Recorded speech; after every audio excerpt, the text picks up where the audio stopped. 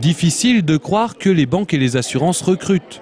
Ces deux secteurs sont à l'origine de la dépression financière mondiale et les établissements français sont pris dans la spirale. Pendant les difficultés, la vente continue. Les banques et les secteurs d'assurance ont encore besoin de personnel. Il faut encore qu'ils vendent. L'activité continue et il y a toujours la pyramide des âges, les départs en retraite. Et ça, c'est quels que soient les événements économiques qui se passent, la vie de l'entreprise continue. Et donc les recrutements continuent. C'est comme ça dans tout secteur, même secteur en difficulté.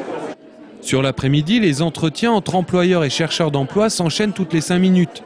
Il faut être efficace et en ce moment, il faut garder confiance, surtout dans ce secteur.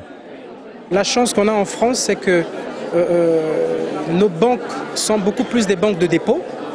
Donc ils ne sont pas vraiment exposés. Ça permet quand même d'avoir de l'espoir en termes d'emploi, dans la mesure où la plupart des banques qui sont ici ont d'abord un métier principal, c'est le service à la clientèle. La banque de dépôt, pour tout le monde.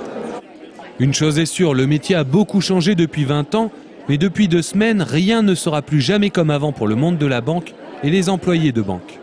La moralisation, en effet, de ce secteur n'est pas seulement un effet de mode. Il va falloir moraliser ce secteur et donc les salariés qui sont le vecteur, qui sont la force vive du secteur banque et du secteur assurance, ils vont devoir véhiculer une meilleure image, vont devoir rassurer les clients, vont devoir mettre tout leur savoir-être au service de leur entreprise.